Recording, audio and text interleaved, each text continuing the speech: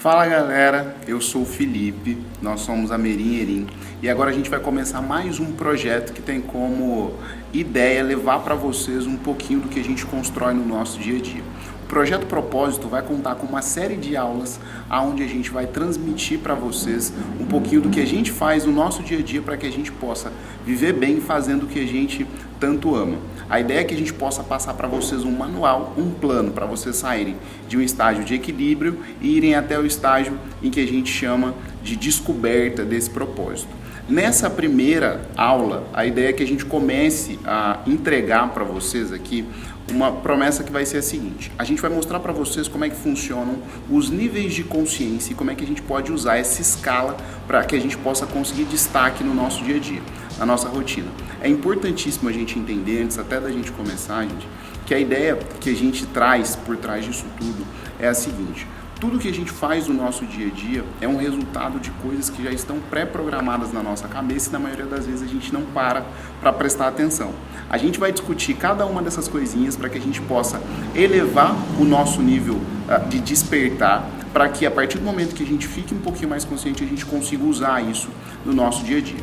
Então, para a gente continuar, depois dessa promessa, a gente vai fazer aqui um alinhamento de valor bem rapidinho. Quando a gente começou a nossa empresa, e eu costumo dizer que o Tom é muito mais corajoso do que eu, a ideia era que a gente pudesse falar sobre uma iniciativa privada um pouquinho diferente.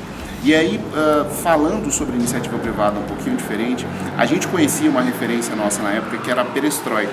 E a Perestroika ela tinha alguns cargos dentro da estrutura deles que eram cargos super diferentes. Era o diretor de whatever. Todo mundo era diretor de whatever. Então, tipo assim, todo mundo era diretor de qualquer coisa que pudesse ser feita. Lógico que isso é mais uma nomenclatura inexistente do que qualquer outra coisa, mas acho que o que reforçava tudo era o papel da interdependência entre todo mundo que estava lá dentro. Então, todo mundo, se tivesse um problema para resolver, eles deveriam resolver esse problema de acordo com suas habilidades e capacidades. Né? Maravilhoso. E por que a gente está falando esse negócio completamente aleatório da introdução que eu fiz? Esse lance do diretor de whatever, ele ficou muito na nossa cabeça, porque quando a gente foi criar a nossa empresa, a gente queria colocar cargo, né? Éramos eu e Tom, a gente era uma empresa de 2 pessoas, mas mesmo assim a gente queria ter cargo. Só que a gente não queria colocar, tipo, CEO da empresa de 2 pessoas não existe, tá? Exato. E aí a gente falou, velho, o que a gente pode ser, então? E uma das coisas que a gente, obviamente, aí tinha como introdução, como referência, era a Perestroika. E a gente inventou o diretor de consciência corporativa. E o que a consciência corporativa queria dizer pra gente? Consciência no nosso modo de ver as coisas tem total relação com a descoberta, que eu tanto venho dizendo para vocês, com o entendimento das coisas que estão à nossa volta. A gente sempre discute o seguinte: tudo que a gente faz, a gente, por mais que não perceba, a gente faz no automático. E aí existe uma equação mesmo. A gente enxerga o mundo de um jeito, aí esse modo em que a gente enxerga o mundo faz com que a gente tenha uma série de pensamentos, que é o barulho mental que a gente tem na nossa cabeça. Esses pensamentos geram as emoções que a gente tem no nosso dia a dia: medo, empolgação, motivação, sei lá, paralisia, qualquer coisa do tipo. As emoções, elas geram uma atitude e a atitude, ela gera um resultado. Se eu mudo o começo da equação, se eu mudo o jeito que eu enxergo o mundo, os pensamentos mudam, as emoções mudam, as atitudes mudam e os resultados tendem a mudar também. Obviamente que estou falando aqui de uma maneira simplista e superficial. Mas a ideia da consciência corporativa era a gente levar para a iniciativa privada exatamente essa lógica. Por que não a gente estar mais consciente do que trouxe a gente até aqui? Por que não a gente se provocar um pouco mais? E por que não a gente começar a mudar as nossas atitudes para que os resultados possam ser diferentes? Então tem uma máxima que ele pegou da Clarice Lispector ou do Steve Jobs. Sei lá, é alguém, autor desconhecido. Que ele diz muito dentro dos clientes que a gente atende, que não dá para ter resultado diferente fazendo sempre a mesma coisa. Então a consciência corporativa vem muito dessa reflexão, certo? É isso mesmo, porque tipo, você pensar, e de tudo isso, eu aprendi muito isso com o Felipe, assim, se a gente continuar fazendo as coisas do jeito que todo mundo está fazendo, não tem como a gente ter um resultado diferente. Se a gente pensar isso como uma receita, se você coloca lá, sei lá, macarrão, molho, e enfim, você só vai poder ter ali coisas relacionadas à comida italiana, entre aspas, assim, não dá para você fazer aí uma feijoada com macarrão e molho. Então você precisa de referências diferentes, de ingredientes diferentes aí para poder ter esse resultado que vai ser diferente. Então a consciência corporativa partiu desse ponto, né, de poder realmente ver que, tipo, tudo isso que a gente estava vendo, que a gente estava vivendo no mercado de trabalho, não estava fazendo tanto sentido, a gente não via que aquilo ia ser perene e que ia entrar em crise, vamos dizer assim, até antes de, sei lá, passar pela nossa cabeça que possa existir pandemia, qualquer coisa desse tipo. Então a gente queria muito propor um jeito que a gente visse, que a gente olhava e se perguntava assim, será que daqui 5 anos eu vou estar fazendo a mesma coisa que eu estou fazendo hoje? Então isso acontecia muito com a gente sempre foi de se questionar e realmente naquela época não fazia sentido. Então a gente partiu desse ponto aí, mas agora para a gente poder ir seguindo, a gente está usando aqui uma apresentação para guiar, você está vendo ela aí na tela, mas para a gente guiar aqui, o Felipe vai mostrar para vocês um pouquinho do que a gente vai ver aí nessa série de vídeos que a gente está preparando aí com o projeto Propósito, porque a gente entendeu que assim, a gente precisa tratar nossa audiência com proximidade cada vez maior e você que está aí do outro lado precisa de coisa prática, de praticidade. Então a gente quer te ajudar a criar um plano, claro, tá passando um caminhão ali, para você poder sair com um resultado depois desse conteúdo. Então conta pra gente, Felipe, o que a gente vai ver nessas próximas 3 vídeos aí que a gente vai ter. Muito bom. E aí, assim, muito bem idealizado pelo Tom, claro, o projeto Propósito ele vai ter uma sequência, como ele muito bem disse, de aulas. E essas aulas elas vão funcionar como etapas. Então, nessa primeira etapa, a gente vai ter 3 aulas. Nessas 3 aulas a gente vai ver, primeiro, o poder da presença. A gente sempre costuma dizer, e aqui eu vou falar de forma bem resumida, que o nosso cérebro ele só pensa ou no que está acontecendo, ou no que vai acontecer, ou no que já aconteceu. A gente tem uma dificuldade muito grande de prestar atenção no momento do agora. E a gente vai ver muito sobre isso hoje para tentar entender como é que a gente utiliza o presente como ferramenta de mudança do que a gente faz no nosso dia a dia. A gente vai falar de um negocinho que é o ego. E aí a provocação aqui não é o ego do Freud, que falava do superego, do id, do ego. A ideia é que a gente possa trazer um outro conceito para vocês. Na aula daqui a 15 dias, vocês vão ter como é que o ego se transforma em rotina. Então, como é que essa ferramentazinha que a gente tem no nosso dia a dia guia o que a gente faz todos os dias. A gente vai falar de técnicas e táticas para um dia a dia mais consciente. Lembrando que toda vez que a gente fala sobre isso, esses dias eu brinquei sobre isso com algumas pessoas, porque parece que a gente é tipo o mestre do autocontrole. Nossa Senhora! Mas a gente tem um monte de dificuldade também. Mas o fato da gente se provocar um pouquinho mais faz com que a gente esteja pelo menos um pouco mais presente do que a média, digamos assim. E por último a gente vai falar das 3 etapas de uma ação realmente consciente, para que a gente possa sair dessa primeira etapa do projeto Propósito com um plano muito claro de como é que vocês se transformam em pessoas mais conscientes todos os dias. Para a gente seguir com o conteúdo, gente, agora sim começar a falar da nossa prática do dia a dia, a gente separou para vocês aqui 2 referências, uma do cinema e outra da televisão, para a gente entender um pouquinho o que é esse ego que a gente disse na introdução. Existe um livro, uma referência bibliográfica que a gente gosta muito, que chama Um Novo Mundo. É do Eckhart Tolle, que também escreveu O Poder do Agora, por coincidência. O Eckhart, ele fala que a nossa cabeça, na verdade a nossa formatação, ela tem uma distopia que ele chama de ego. E esse ego é a representação do barulho mental que está na nossa cabeça. Desde quando a gente nasce, a gente vai ficando viciado por identificação. Então a gente se identifica com o nome, depois com uma roupa, aí a gente se identifica com o estilo musical, aí a gente se identifica com algumas tribos, a gente vai formando a nossa personalidade a partir do momento em que a gente vai se identificando com coisas ou com pessoas. E aí quando a gente vai fazendo isso, a gente vai deixando todos os dias um pouquinho o nosso ser de lado. Porque existem coisas que a gente está e existem coisas que a gente é.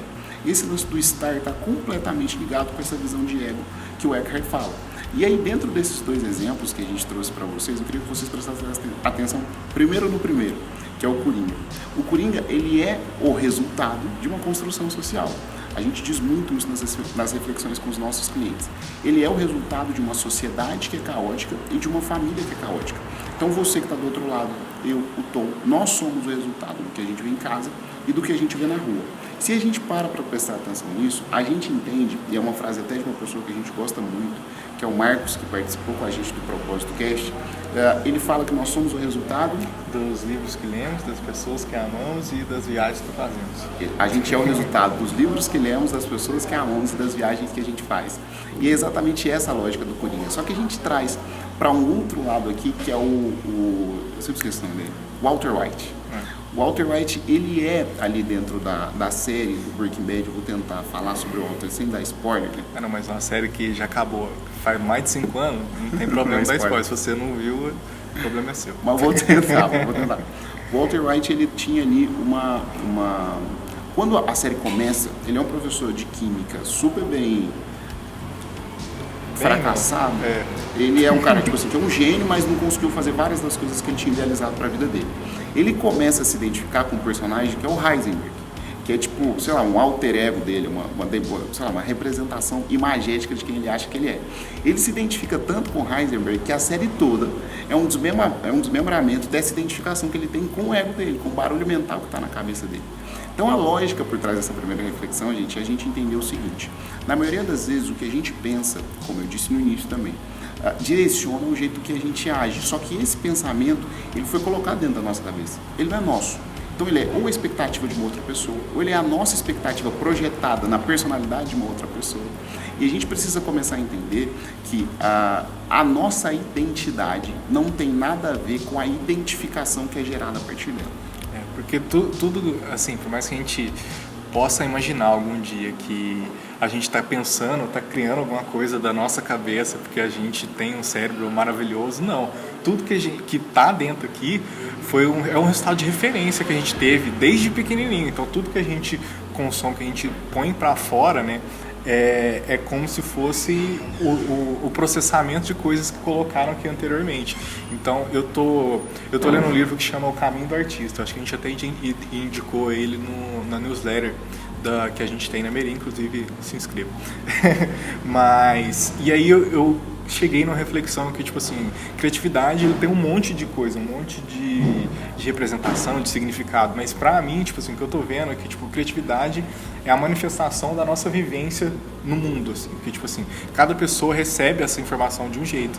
O conteúdo que você tá vendo aqui, que a gente tá apresentando aqui, você vai receber de um jeito, uma outra pessoa que tá vendo vai receber de um jeito completamente diferente, porque é baseado nas vivências, nessa identificação. Então, esse ego, esse barulho que fica na nossa cabeça é uma coisa que a gente tem que tomar cuidado com qual tipo de barulho que vai entrar, porque sempre vai entrar barulho, não tem como a gente limitar isso. Então, a nossa preocupação aqui, o nosso desejo aqui é realmente fazer você pensar que tipo de coisa você está colocando para dentro para depois qual que é o resultado que vai ter daqui para frente. Muito legal. Só fazer um corte. Achei que ela queria, parecia que ela estava olhando para cá, mas acho que ela estava assistindo a gente. Deixa que eu Vai lá. Bora. Quer que bate palma? Não precisa não. Depois de toda essa reflexão que Tom e eu trouxemos para você, trouxemos é uma boa conjugação. É uma boa, você está muito filósofo. Então, mas trouxemos, tá certo? Tá, ué. Então, se não tiver, nos corrijam nos comentários. O que acontece, gente? O resultado de toda essa identificação que aconteceu na vida do ser humano desde que a gente é gente, foram os distúrbios coletivos que aconteceram na sociedade. E o grande exemplo que o Eckhart traz no Novo Mundo são as guerras. Assim. Porque o que é uma guerra, se a gente for parar para pensar logicamente no que aconteceu, principalmente na Primeira e na Segunda Guerra? Ali eram nações que representavam estilos de vida, digamos assim, para ficar de novo numa representação superficial do que era. E esses estilos de vida, eles representavam um negocinho que é poder. E o poder ali, ele estava sendo disputado, ou por territórios, ou, sei lá, por recurso, qualquer coisa do tipo. Só que se a gente for parar para pensar, o país, ele já é uma realidade imaginada. Ele é uma coisa que o ser humano criou para que várias pessoas pudessem trabalhar conjuntamente. Logo, uma realidade imaginada criou várias outras realidades imaginadas, como o poder, por exemplo, e essas realidades imaginadas combinadas trouxeram a gente para um distúrbio, que é uma nação, uma realidade imaginada brigar com a outra por um negócio que, teoricamente, na verdade, praticamente, não existe. Então, dentro disso tudo, o que a gente precisa entender? Se isso acontece nesse nível, grande desse jeito, para matar milhares de pessoas, imagina na nossa rotina. Imagina no nosso dia a dia, a quantidade de coisa que a gente faz que não faz o menor sentido. Então, a lógica por trás da escala da consciência que a gente prometeu para vocês lá no início é exatamente essa, da gente começar a se questionar e ir tão fundo, da gente entender o seguinte: o que eu estou fazendo realmente faz a diferença? Realmente tem sentido? Realmente tem significado? Lembrando que a gente precisa se questionar e entender que as histórias, elas são contadas por perspectivas. Se a gente tem uma perspectiva apenas, além de ser uma viagem gigantesca, como essa que a gente vem provando com esse lance das guerras, é uma coisa que, além de ser uma viagem, é limitada ainda por si. Tem aquele meme, né, que pra mim não é um meme, que você pergunta, eu tô vivendo ou eu tô pagando boleto, né? Tô só pagando boleto. Às vezes a gente está fazendo as coisas tão no automático que a gente realmente só está servindo em benefício do capitalismo em si, assim, de gerar dinheiro para outras pessoas. Então, uma coisa importante da gente pensar realmente ir mais fundo, porque, tipo, se a gente for pegar, assim, um traço, um panorama geral na história do mundo, assim, esse momento que a gente está vivendo, e até, tipo assim, 100 anos atrás, é só um pedacinho minúsculo da história de tudo que foi construído. Então, se a gente fica muito preso a essa questão de coisas imaginadas, como poder, como, enfim, ser o maior, ser o melhor, esse tipo de coisa não leva a gente a nada, porque vai ter que sempre alguém estar perdendo para a gente estar ganhando. Vai ter que ter, no caso de guerra, né, vai ter sempre que alguém morrer para outra pessoa ser a melhor. Então, não faz esse tipo de coisa, como o Felipe disse, é distúrbio coletivo, não faz muito sentido. E aí, para a gente caminhar para frente, e parou o computador aqui. Muito bom, muito bom, muito bom. A partir disso tudo, né, desses distúrbios coletivos, a gente está vendo, principalmente nos últimos dias, isso já acontece há muito tempo, a gente só não parava para pensar, porque, de novo, essas coisas, por mais que elas sejam muito nítidas, elas não são valorizadas do jeito que deveriam, para que nada se mude, a gente continue só pagando boleto para quem realmente vai ter um desfruto aí na vida enfim, daqui para frente. E a gente pega algumas questões que estão acontecendo agora, por exemplo. Nessas últimas semanas a gente está vendo o preço do arroz, que é uma coisa que está sendo muito falado, que aí está batendo a casa dos R$40 aí. E você pegar aí 2, 3 meses atrás, isso era, sei lá, 10% disso, talvez 10, 15% disso. Então, além disso, está começando a acontecer algumas coisas que já mostram outros distúrbios coletivos que acontecem, que é a questão da relação de escassez que a gente sempre fala, de competitividade. Não importa o preço que esteja de uma coisa, se a gente está percebendo que aquilo vai faltar, a gente tende a acumular para a gente. E aí outra pessoa vai ficar sem. Quando você tem um pacote de arroz a R$40, você já está excluindo um monte de gente, naturalmente. Só que ainda as pessoas que têm mais poder aquisitivo, elas têm condição, porque elas sabem que pode aumentar ainda mais, esse preço do arroz pode ir, numa situação hipotética, para R$80, e aí vai ser mais difícil comprar. Então, para levar vantagem, eu vou comprar o máximo de arroz a R$40 que eu posso, e aí eu vou deixar quem não chegou no supermercado a tempo se virar aí para conseguir comer um alimento básico como esse. E aí o que aconteceu? No Rio de Janeiro, os supermercados começaram a limitar já a compra, porque as pessoas não conseguem entender que, tipo assim, eu não preciso comprar aí 15 quilos de arroz. Isso aconteceu com álcool em gel, por exemplo, no começo da pandemia. Papel higiênico. Papel higiênico também. Compraram aí toneladas de papel higiênico. Tem gente usando papel higiênico que comprou em março até hoje, álcool em gel comprou em março até hoje. Supermercado fazendo promoção de papel higiênico, pacote com 24 a R$2. Brincadeira, né? Mas é uma coisa que acontece porque a gente não consegue pensar no longo prazo. A gente está sempre pensando no curto prazo. Então, se o arroz agora está R$40, eu vou comprar 50 quilos de arroz e não sei como é que vai ser amanhã. Isso, enfim, se a gente for aprofundar, se vem de histórico de quando tipo, a inflação era, sei lá, 1000% no dia, esse tipo de coisa, mas isso não existe mais. Por mais que ela esteja crescendo, não existe mais dessa forma. Mas se a gente invertesse a ótica e trabalhasse de um jeito mais colaborativo, isso talvez não aconteceria. E além disso, a gente tem vários outros indícios, né? Durante a pandemia, né, o patrimônio das pessoas mais ricas cresceu 34 bilhões de dólares. Multiplica isso por 5. Tenta multiplicar aí, só multiplica 34 bilhões. Mas eu vi um conteúdo esses dias, que até um amigo aqui que indicou a Clara, que falava tipo assim, por que o mundo não precisa de bilionários? Aí tinha várias contas. Aí só para fazer uma conta básica aqui. Se a gente converter isso para segundo, 1 milhão de segundos dá 11 dias, mais ou menos, se eu não me engano. 1 bilhão de segundos dá 34 anos.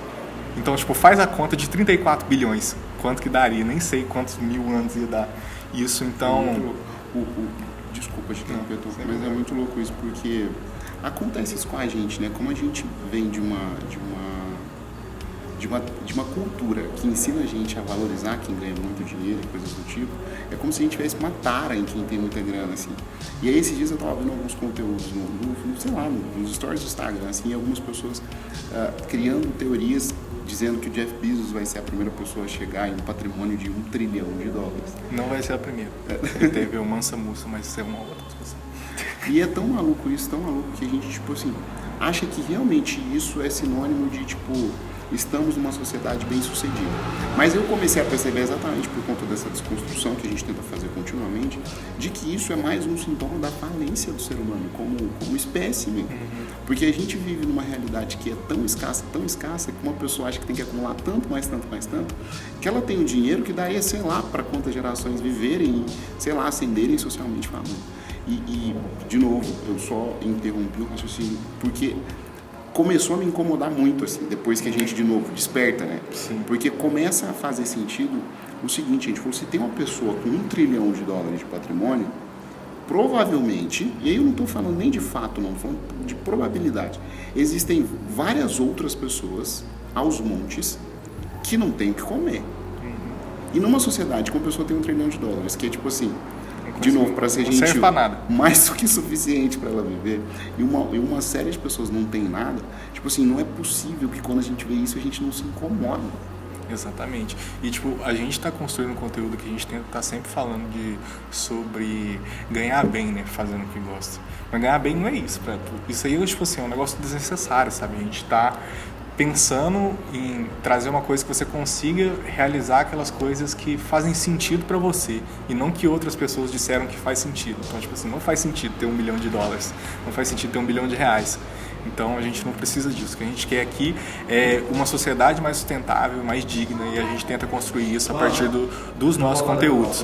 E aí tem uma outra coisa também, um último dado aí pra gente ficar aqui, a população, aqui esse dado é de 2019, aumentou 53% em 4 anos a população de rua, né, de moradores de rua. Então, se a gente pegar esse momento de pandemia onde tudo acelerou de todas as formas, esse dado provavelmente piorou. Então, a gente tem um distúrbio, uma sociedade muito doente que a gente precisa se questionar. Só que uma coisa que é importante a gente entender é quando a gente fala sociedade, parece que a gente está falando de uma coisa que é a parte da nossa vivência também. Que a gente não faz parte da sociedade. Eu e o Felipe, a gente é uma sociedade enquanto empresa, mas a gente é a nossa própria sociedade. Então, se eu quero ver uma mudança em alguma coisa, eu preciso mudar primeiro as minhas referências, os meus hábitos. Eu preciso me desconstruir para desconstruir as pessoas que estão perto de mim. E assim, quando cada uma das pessoas faz esse tipo de coisa, a gente consegue transformar o que está à nossa volta. Então, a responsabilidade ela começa com a gente mesmo. E aí, agora aqui mesmo? Agora é a liderança, você vai ensinar, né? Exato. Aí, tipo assim... Mas quer fazer uma reflexão? Não, tá maravilhoso. Então vai... Então tá. A gente empolga, né? Depois que eu lembro. O que a gente quer aqui é construir uma sociedade que seja mais sustentável a partir de você. Então, eu vou te dar, a gente vai apresentar aqui mais uma ferramenta de questionamento mesmo e de autoconhecimento, que é muito bacana, que é a liderança Shakti. A liderança Shakti é um estilo de liderança, né, que foi criado aí pela Nilima Bhatt e o Harsh Sisodia, que são duas pessoas do movimento do capitalismo consciente, e ele traz alguns conceitos, né, essa liderança traz alguns conceitos da religião hindu, mas não tem nada a ver com religião aqui, é só uma representação. Mas a liderança Shakti é o equilíbrio entre as energias, né, entre as forças masculinas e femininas que habitam dentro de todo ser humano.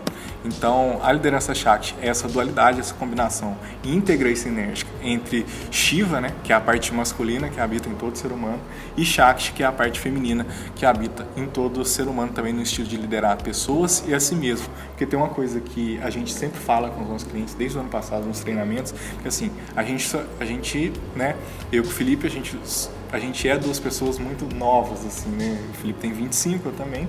E então a gente não tem uma grande experiência com liderança, né? Mas existe um outro estilo de liderar, porque tipo assim, a gente busca o autoconhecimento de um jeito acima da média, vamos dizer assim. Não que a gente seja, de novo, 2 monges aqui, mas a gente tá buscando isso todo dia, pelo menos um pouquinho.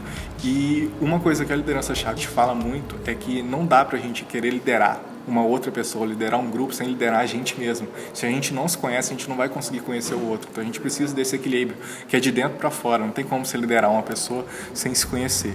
Então a Shakti, né, que é essa dimensão feminina, é o que falta no mundo dos negócios atual. Mas a gente não está falando, lógico que está faltando muito mulheres, principalmente em posição de liderança, mas de novo, aqui a gente não está falando de gênero, nem de orientação sexual, nem nada desse tipo. É só uma representação de energia que habita em todo mundo, né? Então, essa dimensão feminina, dentro da liderança Shakti, ela é dividida entre o polo positivo e o negativo. Assim como a masculina, a gente tem o polo positivo e o polo negativo também. Olá! E aí, um líder consciente, uma líder consciente, ela precisa ter características positivas masculinas e femininas, porque, de novo, a gente precisa de um equilíbrio, a gente não precisa de desequilíbrio como a gente já tem agora. Então, existem aí dois polos, né, um positivo e um negativo para cada lado. E aí, do lado direito aqui do que vocês estão vendo, acho que é direito, isso vai ser direito mesmo, tem a dimensão masculina, do lado esquerdo tem a dimensão feminina. O que tem de positivo aí na dimensão masculina? A gente tem clareza, assertividade, foco, direção, ordem, disciplina, estrutura, discernimento, força, força entre aspas aí, mas vocês vão entender, e convergência. Então é realmente ser mais direto, conseguir tomar as decisões com uma certa firmeza, mas não de um jeito rude, um jeito determinado mesmo. A gente vai entender o porquê disso depois. Qual que é a parte ruim aí do masculino? A gente tem agressividade, crueldade, ser mecânico demais, fazer as coisas sempre do mesmo jeito, arrogância, insensibilidade, violência, fome de poder, que é uma coisa que a gente está falando aqui já há alguns minutos, e ser espiritualmente vazio. Então, assim, existem coisas positivas e negativas do masculino. A gente tem que procurar entender que todo mundo, toda pessoa tem alguma coisa dos dois polos.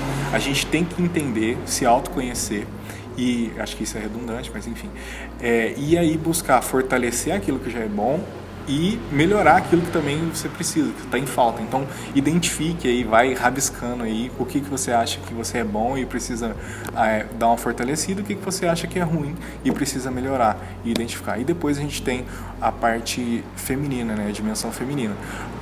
As características positivas: primeiro, empatia, gentileza, inclusão, abertura, criatividade, confiança, vulnerabilidade. E aqui, vulnerabilidade, a gente fala muito sobre isso, né, Felipe, com os nossos clientes, que é a principal expressão de força, na nossa opinião, é ser uma pessoa vulnerável.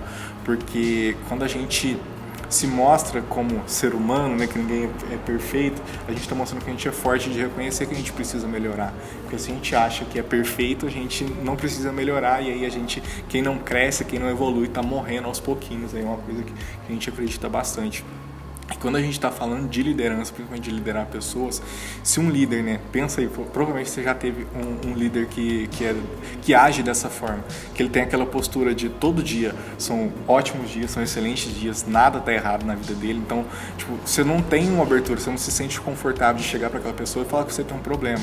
A gente não acredita que, por exemplo, existe esse negócio de deixar os problemas em casa, porque no trabalho é uma coisa diferente. É uma vida só, a gente é a mesma pessoa em casa, a gente tem que ser a mesma pessoa em casa, a mesma pessoa no trabalho, porque senão não vai fazer muito sentido. Então a gente precisa dessa vulnerabilidade, de mostrar que a gente é passível de erro e que está tudo bem errar. O importante é a gente aprender com esses erros, evoluir e ser uma pessoa melhor. E aí tem a questão de empatia, enfim, várias coisas que a gente já está cansado de saber que são importantes para um momento como esse. Na verdade foi sempre importante, só que agora é o momento que a gente está vivendo, que a gente tem a oportunidade de fazer mudança.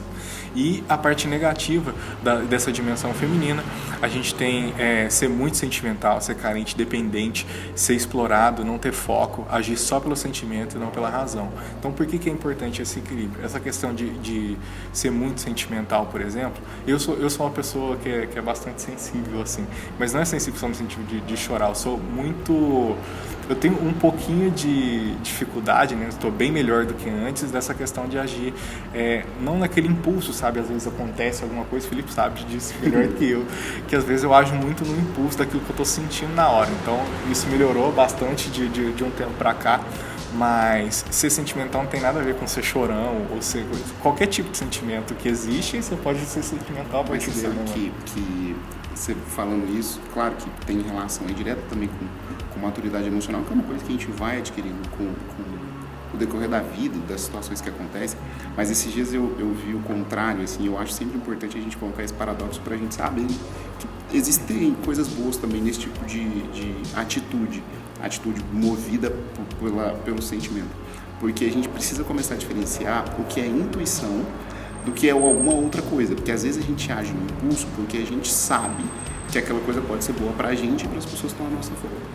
Então, acho que uma boa reflexão para essa colocação pessoal que você fez às vezes você tem uma intuição muito forte, a gente pode ter, e essa intuição, ela pode ser maior do que aquele vício de estar pensando demais para agir. Porque também, tipo assim, no outro No outro lado, eu me acho uma pessoa que pensa muito. Então, quando eu penso demais, em alguns momentos isso pode me travar. Então, a lógica é cortar... Equilíbrio. Exato. Exatamente. Porque, assim, tem as outras coisas aqui, né? Ser dependente, né? E ser explorado, por exemplo. Quando você é uma pessoa que tem dificuldade de tomar essa decisão com afinco, vamos supor que você, por exemplo, você está no time lá, você está no time, no caso, equipe de trabalho. Existe aquela pessoa que entrega muito resultado e aquela que entrega mais ou menos. E aí vai surgindo, sempre surgem coisas novas para fazer dentro do dia a dia de trabalho. A gente naturalmente tende a delegar quando pode, né? Ou outra pessoa vai delegar para aquela que tem a capacidade de resolver o problema. E aí, se você tem essa dificuldade de dizer não, de ser assertivo, vai acumulando um monte de tarefa para você e você começa a entregar tudo mais ou menos. Porque você não consegue falar não, então você começa a ser explorado nesse sentido. Não é exploração em outras dimensões que existem também, mas nessa questão fica muito claro. Tem muita gente que tem dificuldade de falar não para as coisas, de não fazer. E aí acaba fazendo só para não ser chato, para agradar, enfim. E aí você acaba se comprometendo e não consegue entregar nem o que você já tinha para entregar e nem isso que agora que é uma nova tarefa. Então você começa a agir só pensando nesse tipo de coisa. Então por isso que é importante entender o que é bom em você, o que é ruim em você, se conhecer mesmo, fazer esse exercício, entender como que você pode melhorar e fazer esses exercícios. Certo? Essa foi a ferramenta que a gente deixou hoje para vocês fazerem como se fosse um mapa, né, e identificar os pontos fortes e pontos fracos de cada um. E como o Felipe muito bem disse, a gente precisa de um equilíbrio. A gente precisa entender como que a gente chega a isso no meio, aí, no meio termo mesmo, de entender como que a gente pode ser mais positivo nos dois sentidos. E a última reflexão que eu queria deixar para vocês, gente, antes desse nosso conteúdo terminar, são algumas perguntinhas aí para serem feitas que vão ajudar, né, que vai ajudar você a refletir ainda mais. Então pega um papelzinho aí ou abre um bloco de notas aí para anotar isso. A primeira coisa que a gente já falou isso no começo, que a pessoa que você é o líder que você é. Não tem como, e aí isso vai ter um prazo de validade. Não tem como você ser uma pessoa dentro de casa, aí, no seu convívio com amigos, e uma pessoa diferente no trabalho. Porque, como o Felipe falou, no momento de pressão, o que vai distinguir, né, uma pessoa de outra é a capacidade dela agir nesse momento curto. Então, por exemplo, se eu sou uma pessoa muito agressiva e eu estou diante de uma situação que exige uma tomada de decisão rápida, se o meu cérebro está acostumado a tomar decisões com agressividade, naturalmente eu vou ter uma decisão agressiva. Não tem como eu ter uma decisão que não vai ser tranquila se eu não sou uma pessoa tranquila. Então, se eu não sou uma pessoa que por exemplo, não sentimental no sentido de ser empática, assim, se eu não sou uma pessoa empática, eu vou sempre tomar a decisão mais egoísta possível, pensando só no meu benefício. Então a gente precisa exercitar isso no dia a dia para que isso aconteça naturalmente depois, quando a gente for líder, ou quando a gente for liderar ou a gente mesmo, né, ou outras pessoas. Então, como que a gente pode se tornar uma pessoa completa? Então, né, volta naquele mapa lá e entende como que eu posso me tornar uma pessoa completa para ser um líder completo. Mas não é completo de perfeito, não. É completo de entender, de ser íntegro com os seus sentimentos, com as suas características. Depois, como se tornar uma pessoa flexível para ser um líder flexível. E essa eu acho que é a principal característica, essa flexibilidade. Porque quando a gente sai para a rua, principalmente dentro de casa, a gente já tem pessoas diferentes, mas quando a gente sai para a rua para conviver com o mundo, são pessoas completamente diferentes da gente, porque ninguém é criado da mesma forma, e até as pessoas que são criadas da mesma forma não recebem essas informações do mesmo jeito. Então, se a gente não for pessoas flexíveis, a gente não vai conseguir liderar ninguém com flexibilidade. Então, se o Felipe ele tem uma atitude que é completamente diferente da minha expectativa, eu tenho que saber lidar com isso. E se eu não souber lidar com isso, dificilmente eu vou conseguir conviver no mundo de uma maneira mais tranquila. Então, a gente precisa ser flexível nesse sentido de entender que pouca coisa está no nosso controle e a gente só tem condição de tomar uma decisão a partir daquilo que acontece. Então, diminuir um pouquinho as expectativas e ser mais flexível nesse sentido. Vou só completar para você terminar, Tom. Tem uma reflexão que eu gosto muito de fazer, primeiro porque eu pareço inteligente quando eu faço ela, mas depois porque ela é super útil também. Eu esqueci o nome do cara, mas eu vou lembrar depois. Pedro Calabres. Ele tem uma máxima que ele diz o seguinte: empatia não é se colocar no lugar do outro, porque segundo Pedro é neurologicamente impossível se colocar no lugar do outro, porque eu nunca vou sentir uma dor que o Tom sente, porque os meus nervos cerebrais estão conectados ao meu corpo e não ao dele. O máximo que a gente consegue fazer é identificar que a outra pessoa existe. Então, se eu reconheço que o Tom existe, que ele tem que existir, que tipo assim, a reflexão é simples, essa questão da existência, mas no fundo ela é complexa. Se eu reconheço a existência dele como algo que deve existir com respeito, eu tenho que saber que ele é uma pessoa completamente diferente de mim, com uma criação diferente, com uma origem diferente, e só aí eu preciso entender que eu tenho que, no mínimo, respeitar aquela outra pessoa que existe de uma maneira completamente diferente da minha. Então, se a gente para pensar nessa questão da flexibilidade e na questão empática que a gente está dizendo desde o início, no fundo é a gente entender que as outras pessoas são outros universos. E como eu quero que o meu universo seja respeitado, eu tenho que respeitar o universo do outro também. Exatamente.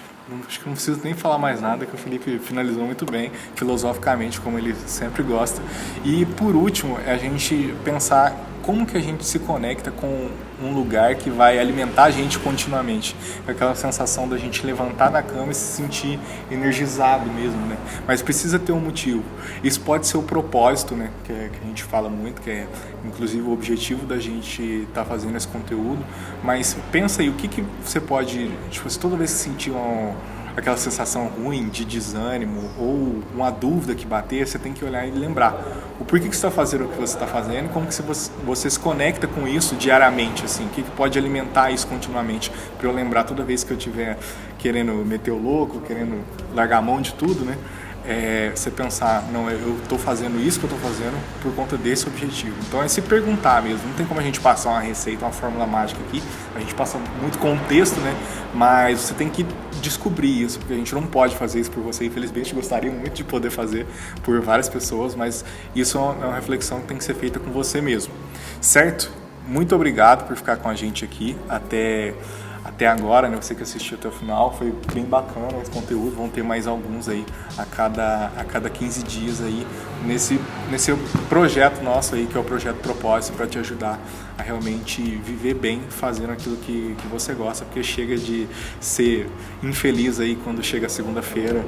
É muito ruim se acordar na segunda-feira e pensar, puta merda, eu tenho que ir trabalhar. A gente vem trabalhar, esse conteúdo inclusive está sendo gravado na segunda-feira, muito empolgado, porque é mais uma chance da gente transformar um pouquinho a realidade de quem está perto da gente, né, mano? Um pouco também, porque o Galo ganhou ontem, mas muito feliz por ter passado por esses minutos compartilhando conhecimento com vocês. E a ideia, gente, só para lembrar e deixar o Tom finalizar com uma finalização blogueira, que ele tanto gosta. Mas a ideia do Projeto Propósito vão ter sequências de aulas onde, no final, a gente vai entregar um plano para vocês, claro, para vocês ganharem e viverem bem fazendo o que vocês amam. Lembrando que nessa primeira parte vão ser 3 aulas.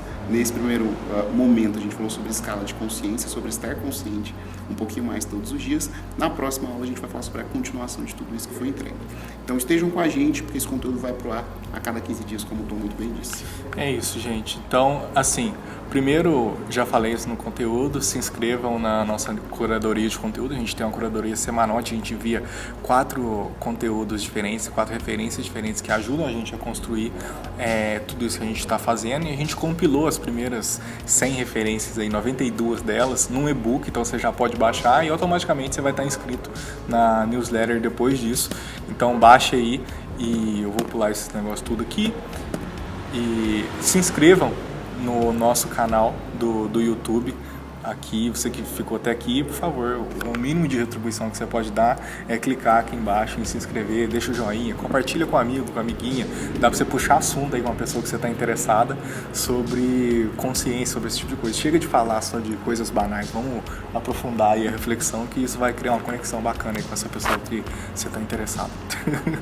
E segue a gente no Instagram, no Facebook, enfim, no LinkedIn, a gente está postando conteúdo sobre isso, sobre propósito, há muito tempo, né, nessas redes sociais. E a gente tem o nosso podcast também, que é o Propósito Cast, né, mano? Que a gente chama pessoas que compartilham muito e até não compartilham tanto, com opiniões diferentes do que a nossa, sobre essa questão de propósito, mas é como se fosse uma roda de conversa mesmo, onde a gente troca bastante ideia e sai sempre com reflexão boa de lá. É muito gostoso fazer podcast e todo mundo que conta pra gente, né, na nossa audiência que tá ouvindo, tem gostado bastante dessa conversa. Então é isso, ficamos por aqui, né? Foi um conteúdo bem bacana, muito obrigado, a gente se vê no próximo conteúdo do Projeto Propósito. É isso, valeu!